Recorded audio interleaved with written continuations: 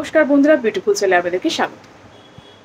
অনেকে আমাকে বলছেন যে দিদি, ও আমার সাথে ভীষণ বেইমানি করলো, আমাকে ঠকিয়ে চলে গেল। আমি ওকে এত ভালোবাসলাম, এত দিনের আমাদের সম্পর্ক আমায় ঠকিয়ে চলে গেল। ওকে কি শাস্তি দেওয়া উচিত? ওকে কি সত্যিই কোনো শাস্তি দেওয়া উচিত? আমার সাথেও প্রতারণা করেছে, কি শাস্তি দেবেন, কিভাবে দেবেন? আজকে সেই বিষয়ে আলোচনা করব। সত্যি কি শাস্তি দেওয়া যায়, সেসব বিষয়ে আজকে আলোচনা করার জন্য এসেছি। সম্পর্ক যখন খুব ভালো ছিল, প্রথমের দিকে ভীষণ ভীষণ মধুর সম্পর্ক আমাদের মধ্যে ছিল। আপনি হাবুডুবু খাচ্ছিলেন, আপনি সব কিছু করতে চেয়েছিলেন তার জন্য। আপনি ভেবেছিলেন এই সম্পর্কটা আপনি যেভাবে হোক টিকিয়ে রাখবেন। আপনি তার জন্য যা কিছু করতে প্রস্তুত ছিলেন, জীবন অবধি বাজি রাখতে চেয়েছিলেন। কিন্তু সে সেটা বোঝেনি, সে আপনাকে ফেলে চলে গেছে। সে আপনাকে ফেলে চলে গেছে। আপনার এই ফুলের মতন মনটা, আপনার এই যে ভালোবাসা, পবিত্র ভালোবাসা, সেটা সে মর্যাদা রাখে। তার কি করা উচিত? আজ একটা গল্প বলবো আপনাদের। গল্পটা হচ্ছে দুটি ছেলে মেয়ের গল্প। তারা একটি জায়গায় পোস্ট গ্রাজুয়েট করতে গিয়েছিল। হ্যাঁ, তাদের কথাই বলবো, সিঞ্জিনি এবং রাহুলের গল্প।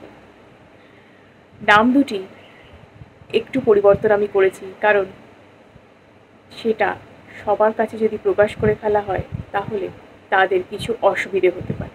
তাই তাদের গল্পটি আপনাদের সামনে তুলে ধরছি। সিঞ্জিনি এবং রাহুল পড়তে এসেছিল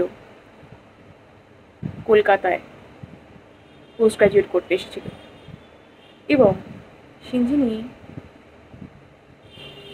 রাহুলের সাথে ভীষণ ভালোবাসায় জড়িয়ে পড়ে। সিঞ্জিনি খুব সাদা সিধে একজন মেয়ে ছিল এবং ওর এই সাদা সিধে ভাবটা রাহুলের ভীষণ ভীষণ পছন্দ ছিল।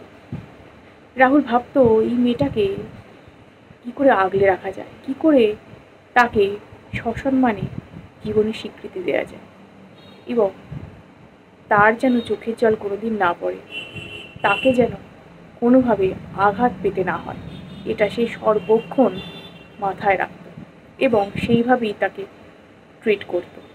একদম প্রিন্সেস লাইক ট্রিট করত তার সাথে। এবং সে তার চোখের মণি ছিল এবং বন্ধু মহলেও তাদের এই প্রেমটা ভীষণ একটা আলোচনার বিষয় ছিল এবং তারা যেন প্রেমের জোয়ারে ভেসে চলেছে। কিন্তু এই মেয়েটি ভালো তো বাসত, ভীষণ ভালোবাসত। রাহুল তাকে ছাড়া কিছু ভাবতেই পারতো না এবং সেও রাহুলকে ছাড়া কিছু ভাবতে পারতো না, এরকমই সবাই দেখত। কিন্তু মেয়েটি হঠাৎ হঠাৎ বলতো, আমাদের সম্পর্কটা জানো তো বাড়ি থেকে মেনে নেবে না, আমাদের সম্পর্কটা জানো তো বাড়ি থেকে বোধহয় মেনে নেবে না, যদি বাড়ি থেকে মেনে না নেয় আমি কিন্তু তোমার সাথে পালিয়ে গিয়ে বিয়ে করবো। এরকম নানান রকম নানা কিছু তাকে বলতো, যাতে বোঝাতো যে হ্যাঁ, সে রাহুলকে ভীষণ ভালোবাসে এবং রাহুলের জন্য সে নিজের পরিবারকেও ছাড়তে রাজি। রাহুল কিন্তু তার সাথে পালিয়ে বিয়ে করতে চায়নি। প্রথমে সে বলেছিল, আগে তুমি তোমার পরিবারের লোকজনদের কাছে প্রস্তাবটা তো রাখো, আগে তো বলো তাদেরকে আমাদের কথা, তারপর যদি না মেনে নেয় তারপর তো আমরা পালিয়ে বিয়ে করতেই পারি, সেটা তো আমাদের হাতেই আছে। কিন্তু আগে তাদের জিজ্ঞাসা করে নাও যে তারা রাজি কিনা, তাদের মত না নিয়ে কিন্তু কিছু করো না। তাই হঠাৎ করে যখন সামার ভ্যাকেশন আসে তখন সিঞ্জিনি চলে যায় বাড়িতে এবং রাহুলও চলে যায় নিজের বাড়িতে এবং তারা ঠিক করে যে রাহুল সাথে পরামর্শ করে মেয়েটি ঠিক করে যে সে তার নিজের বাড়িতে জানিয়ে দেবে তাদের সম্পর্কের কথা। তো সেই মতোই সে নিজের বাড়িতে জানিয়ে দেয়, কিন্তু তারপর সব চুপচাপ, সব চুপচাপ, না ফোন, না মেসেজ, না কিছু কিচ্ছু না। 2 দিন 3 দিন 4 দিন কেটে যায়। হঠাৎ করে একটা ফোন নাম্বার থেকে ফোন আসে রাহুলের কাছে যে আমার বাড়িতে তোমাকে মেনে নেবে না, আমাদের সম্পর্কটা এখানেই ইতি টানতে হবে, আমি আর কোনো দিনও পড়তে যাব না কলকাতায়, আমি আর কখনো আসবো না, আমি কখনো তোমার সাথে দেখা করবো না, আমার বাড়ির লোক চায় না, এমন কিছু বলেছে যেটায় আমি সেটা থেকে বেরোতে পারছি না। এটা থেকে বেরোলে আমার পক্ষে ভীষণ খারাপ কিছু দেখতে হবে জীবনে, তাই আমি চাই না তুমি আমায় ভুলে যেও প্লিজ। এবং তাকে পরিচিত এবং অপরিচিত প্রত্যেকটা নাম্বার যেগুলো রাহুলের জানা ছিল, বন্ধুবান্ধব, কমন ফ্রেন্ডস, যাদের যাদের জানা ছিল, যাদের যাদের নাম্বার থেকে বা যাদের যাদের সাথে যোগাযোগ করতে পারতো, প্রত্যেকটা নাম্বার থেকে তাকে ব্লক করে দেওয়া হয়। এবং রাহুলের অবস্থা তখন শোচনীয়, পাগলের মতো অবস্থা। সে কী করবে, কী বলবে বুঝতে পারছে না। তো সে ছুটির পরে তখন যখন তারা ইউনিভার্সিটিতে দুজন আসে, রাহুল তখন জানতে পারে যে হঠাৎ করে ব্যাপারটা কি হয়, যে তার যে পুরনো প্রেমিক ছিল তার সাথে হঠাৎ করে তার বিয়ে ঠিক হয়েছে।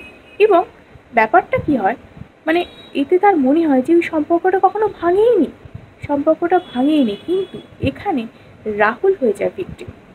কারণ তাকে ইউজ করে, তার সাথে প্রেম করে সে তার বাড়ির লোকের কাছে দেখাতে চেয়েছিল যে তোমরা এই আগের প্রেমটাও আমার সফল হতে দাওনি, এটাও সফল হতে দিচ্ছ না, এবং যদি সেটা না দাও তাহলে কিন্তু আমি চরম কিছু করে ফেলব। এই ভয়টা সে তার বাড়ির লোককে দেখায়। এবং রাহুলের বাড়ি ছিল তার বাড়ি থেকে অনেকটা দূরে, তাই তারা তার একমাত্র মেয়েকে অত দূরে তো বিয়ে দেবেন না, তাই তারা কাছের মধ্যে থাকা যে পুরনো প্রেমিক তার সাথেই তার বিয়ে ঠিক হয় এবং তাতেই রাজি হয়ে যায়। এইবারে রাহুলের মনে হতে থাকে, তাহলে এই যে এত প্রেম, এত কিছু, এত ভালোবাসা, তোমায় ছাড়া বাঁচবো না, তোমাকেই বিয়ে করবো, তোমার জন্যে পালিয়ে যেতে পারি, তাহলে সব কিছুই তাহলে মিথ্যে, সবটাই প্রতারণা। হাজারটা প্রশ্ন তাকে কুরে কুরে খেতে থাকে। কিন্তু শেষে দেখা যায় সিঞ্জিনি কলেজে আসছে ক্লাস করতে, তার বাবা মার সাথে কেউ না কেউ থাকছে সঙ্গে, এবং সে টার্মটা কমপ্লিট করে আর তাদের কোনো দেখা সাক্ষাৎ নেই। এবং সে যেন যখনই রাহুলের সাথে চোখাচোখি হয়ে যেত তখন সে মুখটা লজ্জায় লুকিয়ে নিত। রাহুল কিন্তু একটা প্রশ্ন কোনোদিন করেনি, অনেক প্রশ্ন তার বুকের মধ্যে ঝড় তুলেছিল, কিন্তু একটা প্রশ্নও সে করেনি। কারণ কি হয়েছিল, এটা থেকে সে একটা সাইলেন্ট ট্রিটমেন্ট দেওয়া শুরু করে। এই সাইলেন্ট ট্রিটমেন্টের জন্য যেটা হয়, তার মনের মধ্যে হাজারটা প্রশ্ন হয়। এবং কেন সে প্রশ্ন করছে না, সে যদি ভালোবাসতো তাহলে কেন প্রশ্ন করছে না, কেন উত্তর দিচ্ছে না, কেন জানতে চাইছে না কী হলো, এই প্রশ্নটা তার মনের মধ্যে, মেয়েটির মনের মধ্যে বারবার বারবার বারবার খোঁজা দিত। এইটাই কিন্তু তার ভেতরের যে অমানবিক যে কাজটা সে করেছিল, যেটা যে ঠিক কাজ করেনি সেটাকে বারবার তাকেই মনে করিয়ে দিচ্ছিল। এবং এটাই কিন্তু সবথেকে বড় শাস্তি, যে যে কোনোদিন জানতে চাইলো না কেন এই কাজটা হলো, কিসের জন্য হলো, কেন এমন কাজ করলো, কিন্তু অন্যায় তো সে করেছিল, তাই এটাই কিন্তু তার প্রাপ্য ছিল। আজ কিন্তু সে ভালো নেই, কিন্তু এই রাহুল কিন্তু অন্য একটি সম্পর্কে রয়েছে এবং সে এখন ভালো আছে, হ্যাপিলি ম্যারিড, ভীষণ ভীষণ ভীষণ ভালো আছে। কিন্তু যে প্রতারণা করে গেল তাকে শাস্তি কে দিল?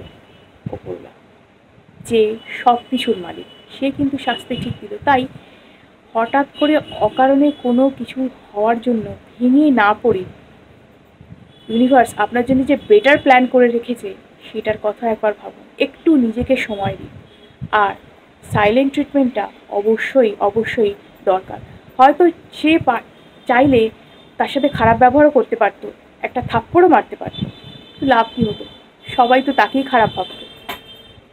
এর থেকে বরং এটাই বেটার হলো যে কিছু না বলে নীরবে সরে যাওয়া।